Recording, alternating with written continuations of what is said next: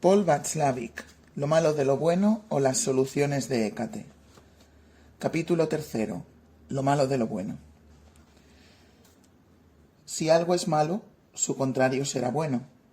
Esto parece ser todavía más lógico que confiar en que dos veces lo mismo sea el doble de bueno. Según dicen, no se sabe con certeza quién fue el primero en el mundo en tener la idea, pero los filósofos y los historiadores de la religión se inclinan a echarle el mochuelo a Mani. Mani, 216-276, como se sabe, fue el fundador de una religión gnóstica universal, el maniqueísmo, cuya difusión fue tan rápida y espectacular que por un tiempo casi llegó a suplantar al cristianismo. Defendía un dualismo radical, una oposición irreconciliable entre la luz y las tinieblas, espíritu y materia, Dios y Satanás. Una oposición que sólo puede ser salvada mediante una victoria absoluta del bien. De todos modos, es discutible que nuestros antepasados tuviesen que esperar la llegada de Mani para separar el mundo en pares opuestos. Al fin y al cabo, Adán y Eva, muchos años antes de Mani, ya comieron el fruto del árbol llamado del conocimiento, y así aprendieron a distinguir el bien del mal. Y además parece que incluso los animales se adaptan muy bien a esta filosofía. Comer es bueno, tener hambre es malo, ser comido lo es mucho más. Así es el mundo, y para entender esto no se necesita ser filósofo. Clarísimo, ¿no es verdad? Por desgracia o por suerte, según los gustos de cada uno, no es esto tan fácil como parece. Y para examinarlo con detalle vamos a repasar ante los ojos las peripecias de la vida de un hombre, que sólo en apariencia es invención nuestra, de un hombre que intentó vivir en serio de acuerdo con la filosofía de las alternativas. Digo que no es invención nuestra, pues el lector recordará enseguida los nombres de muchos personajes de todos los tiempos y latitudes. Le llamaremos con el nombre exótico de Ide Olog. No hay mucho que narrar de los años tempranos de Olog, sino es que fue un niño sensible, a pesar de que, o quizás precisamente porque, su niñez estuvo particularmente libre de situaciones desagradables, renuncias y desengaños, y nunca nadie le exigió demasiados esfuerzos. Tenía, por tanto, una preparación pésima para afrontar lo que le esperaba, cuando abandonó la casa de sus padres. La calamidad que le sobrevino recuerda la expulsión bíblica de nuestros primeros padres del paraíso. También él descubrió entonces que nuestro mundo se repartía en un lado bueno y otro malo. Lo que le distinguía esencialmente de nuestros primeros padres era que, según la información que tenemos, Adán y Eva se resignaron de alguna manera a la nueva situación. En cambio, el joven Olog estaba indignado de que de repente el mundo que estaba a su alrededor no cumpliese para con él sus obligaciones evidentes. El mundo estaba desquiciado, y a diferencia de Hamlet, se encariñó con la idea de pensar que había nacido para poner el mundo de nuevo en orden. Pero así se colocaba a sí mismo en la lista de los candidatos de las brujas, pues de la misma manera que los agentes de los servicios secretos siempre están al acecho y de borrachos, desfalcadores de bancos y mujeriegos que fácilmente se dejan poner en apuros, Hécate y sus comparsas sienten una cierta predilección por los hombres que no sólo quieren arreglar el mundo, sino de ser posible hacerlo feliz. El joven Olog es realmente un joven que promete, dijo a la bruja que le estaba observando desde hacía tiempo.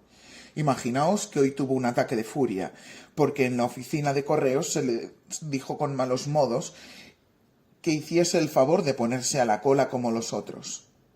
Ahora está en casa y no logra recuperarse de la reacción. Ajá, me gustan los reactores, sobre todo los rápidos, dijo la bruja segunda. Con ellos se adelanta que es un primor. Hécate se interesó por el caso y dejó que se le hicieran propuestas. Al fin se pusieron de acuerdo en ir paso por paso. He aquí, en resumen, su desarrollo y resultado. Por primera providencia, se infundió en Olog la idea indiscutible de que su visión del mundo era la única acertada. No fue difícil conseguirlo, pues el horizonte intelectual de nuestro personaje tenía aproximadamente las dimensiones de una pantalla de televisión y quedaba fuera de su alcance el reconocimiento sobrio de que las soluciones geniales que aparecen frescas y lozanas en Oriente inevitablemente ya habían desaparecido hace al menos 40 años debajo del horizonte occidental, ya que se comprobaron inútiles y las había engullido la alcantarilla de las ideas. El segundo paso consiguió un resultado casi instantáneo.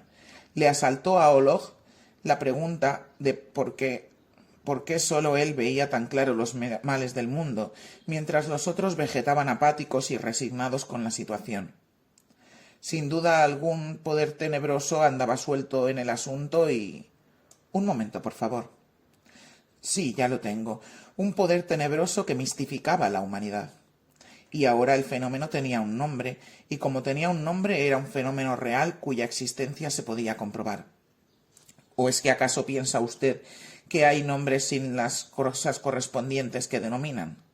Nombres sin sustancia, como los angelitos de las pinturas barrocas que solo tienen una cabeza y dos alitas, pero sin cuerpo. En modo alguno. El descubrimiento de un nombre es el descubrimiento de una cosa. Si no fuera así, mal nos iría. ¿Qué haríamos si no?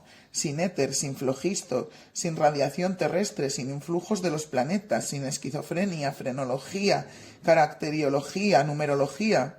¿Y cree usted que fue una pura casualidad si al fin el nombre y apellido de nuestro héroe se infusionaron en el concepto de ideología?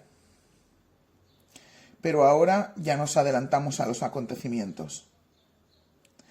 ¿Quién mistifica? Sin duda solo aquel que tiene interés en abandonar las masas con su resignación apática a la imperfección de este mundo. Esto es, gente que pone obstáculos a la marcha de la humanidad hasta el paraíso terrenal.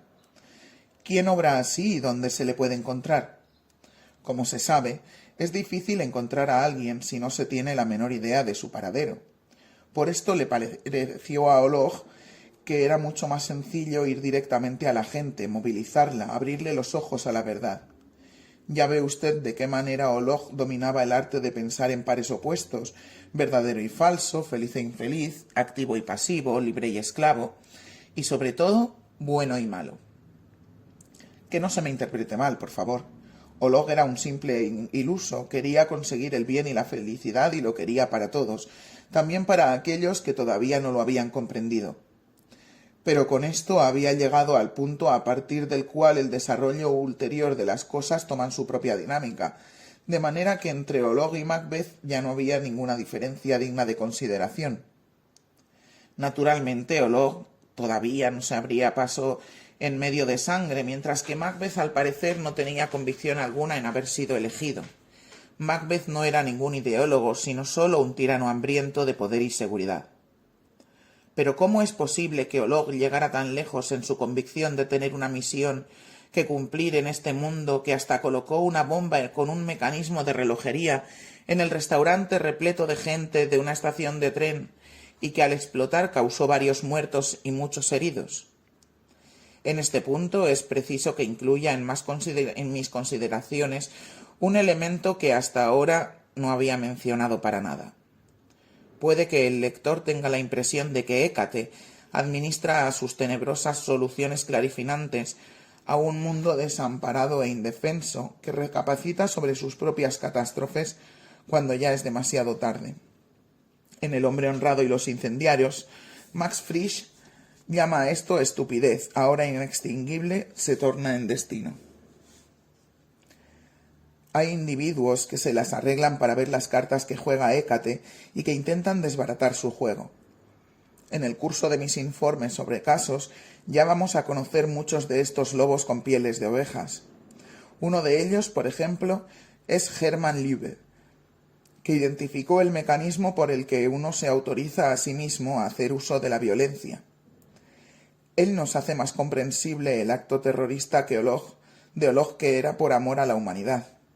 En efecto, el que primero se siente afectado por la palidez del pensamiento, inepto para reunir un auditorio en el desierto, tarde o temprano se imagina desempeñando el papel de cirujano, al que la providencia ha llamado para que aplique el bisturí salvador en favor de una humanidad necesitada, pero también confundida. Habría que mencionar también que lo único que a Olog le pareció incomprensible en el desenlace de su acción era que ésta, a su vez, Esta, en vez de desestabilizar el orden mistificador forzoso, hacía que el horror y la indignación por la matanza reuniera a hombres de las más distintas creencias y los hiciera clamar por más del mismo orden. Es evidente que ante esto Olog se sintió instado a cometer más actos de semejante desvarío. Hasta aquí el caso de el ideólogo. Quizás el lector le juzgue de otra manera. Yo solo informo y me abstengo de tomar posición. Es verdad que Heráclito ya avisó de que las posturas extremas no llevan a eliminar la oposición, sino más bien a fortalecer lo contrario. Pero ¿quién se preocupa todavía de Heráclito? Es mucho más noble y heroico consagrarse sin límites y sin reservas a una idea magnífica, aun cuando uno se ensucie las manos y pronto el destino toque a su puerta. Pum, pum, pum, pum. De todas maneras, las brujas se felicitaron de buen grado. De nuevo habían conseguido que su artimaña, en el fondo ridícula, aprovechara en interés suyo lo malo de lo bueno. Al fin llegó a lo esencial del asunto. En el capítulo pasado vimos que 2 veces de lo mismo no siempre es el doble de bueno. Ahora se asoma la sospecha de que lo contrario de lo malo no es necesariamente bueno, sino que puede ser más malo aún. En la música marmórea, más espiritualizada de los templos griegos, irrumpió el caótico, nocturno Dioniso. La veneración exaltada de lo femenino en el culto mariano y en el servicio de los trovadores tuvo por compañero cruel de camino las cremaciones de brujas, la religión del amor se extravió en Inquisición, los ideales de la Revolución Francesa hicieron necesaria la introducción de la guillotina, al Shah le sucedió el ayatolá, a los somozas los sandinistas, y en Saigón la gente se pregunta perpleja, seguramente desde hace tiempo, quiénes serán peores, los libertadores de USA o los de Hanoi. ¿Por qué? Porque la suposición de que lo contrario de lo malo es lo bueno, en cierta manera es inexacta. No porque lo bueno no es suficientemente bueno o porque su contrario no ha sido exterminado de raíz. Me he confundido con mis propias afirmaciones, y mi conclusión contradice directamente la idea original de la que he partido. Partiendo de una libertad sin límites, acabo en un despotismo también sin límites, pero añado que fuera de mi solución de la fórmula social no puede haber una otra. Así se expresa Shilgaliov, el personaje de Los demonios de Dostoyevsky, que pretende llevar la felicidad al mundo. Y su biógrafo Berdiaev escribe algo parecido sobre la libertad. La libertad no puede identificarse con el bien, con la verdad, con la perfección. Y cada confusión e identificación de la libertad con el bien y la perfección es una negación de la libertad. Es una declaración a favor de la violencia y de la coacción. El bien que se impone por la fuerza ya no es bien, se convierte en mal. Sire, el esfuerzo por llegar a la perfección es una de las enfermedades más peligrosas que puede contraer el espíritu humano, se lee en un discurso del Senado francés a Napoleón I. Todo extremo psicológico contiene en secreto su contrario o se relaciona próxima y esencialmente con él de un modo u otro, escribe C.G. Jung, Carl Gustav Jung. Y con gran claridad describe Lao Tse hace ya 2 milenios y medio la llegada del mal mediante una vuelta hacia el bien. Se abandonó el gran sentido y vino la moralidad y el deber. Entró la prudencia y el conocimiento y se produjeron grandes mentiras. Se enemistaron los hermanos y apareció el deber y amor filial. Se alborotaron y perturbaron los estados y surgieron los servidores fieles. Esto no explica nada, pero describe claramente una característica de nuestro mundo. El que quiere el summum bonum introduce también con esto el summum malum. El esfuerzo sin concesiones por conseguir el bien supremo, ya se trate de seguridad, patria, paz, libertad, felicidad o lo que sea, es una solución clarifinante. O, con permiso, señor consejero privado Goethe, un ímpetu que quiere siempre el bien y siempre hace el mal. Pero si vive usted en ciertos países, guarde por favor el secreto, pues de lo contrario acabaría usted en un campo de transescolarización, o los guerrilleros de la paz le romperán a usted la crisma.